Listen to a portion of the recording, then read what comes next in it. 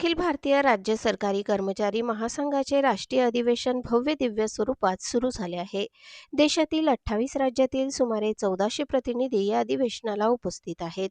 कर्मचाऱ्यांच्या ज्वलंत प्रश्नांवर येथे सखोल मंथन सुरू आहे. खासगीकरण, कंत्राटीकरण आणि पेन्शन धोरणांवर तीव्र नाराजी व्यक्त करण्यात आली. ज्येष्ठ कामगार नेते कॉम्रेड तपन सेन यांनी केंद्र सरकारच्या धोरणांवर जोरदार हल्लाबोल केला. जुनी पेन्शन योजना, यूपीएस, रिक्त पदे आणि महागाई हे प्रमुख मुद्दे ठरले. बँक, विमा, रेल्वे, बीएसएनएल, आरोग्य आणि सार्वजनिक क्षेत्रातील संकटांवर चर्चा झाली. एक हिस्सा होते हैं, हम देश के मजदूर आंदोलन के साथ काम कर रहा है। हम आपका संगठन, हम जो धड़ा में अपनी लड़ाई चलाते हैं उसका हर संघर्ष में शामिल होते हैं। सीआईटी के जन्म के बाद खास करके जो धारा में हम देश के मजदूर आंदोलन को चालित करने का कोशिश किया, बाकी सारे संगठन को समझते हुए वो कोशिश के आप एक भागीदार था एकदम पहले से।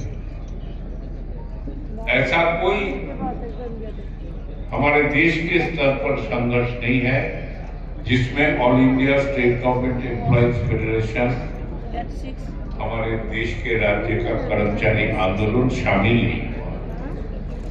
एक भी नहीं, बड़ा पहले से हमने जब मजदूरों को एकताबद्ध मंच बनाया संघर्ष के लिए, उसी समय से आप बोल सकते हो जो उसका 2 स्टेज है। कर्मचाऱ्यांच्या हक्कांसाठी संयुक्त संघर्षाचा निर्धार व्यक्त करण्यात आला. 12 फेब्रुवारी रोजी देशव्यापी आंदोलनाचा इशारा देण्यात आला. सर्व संघटनांनी एकत्र येऊन लढा उभारण्याचे आवाहन करण्यात आले. सार्वजनिक क्षेत्र वाचवण्यासाठी एकजूट आवश्यक असल्याचे नेत्यांनी सांगितले. ज्येष्ठ नागरिक व पेन्शनधारकांच्या प्रश्नांवरही चिंता व्यक्त झाली. लोकशाही हक्कांवरील हल्ल्यांविरोधात लढा तीव्र करण्याचा निर्णय झाला. साहीनगरी शिर्डीतून संघर्षाची नवी दिशा ठरवली जात आहे. कर्मचारी चळवळीला नवे बळ देणारे हे अधिवेशन ठरत आहे. देशातील कामगार कर्मचारी संघटनांचा मोठा मेळावा येथे पाहायला मिळतो.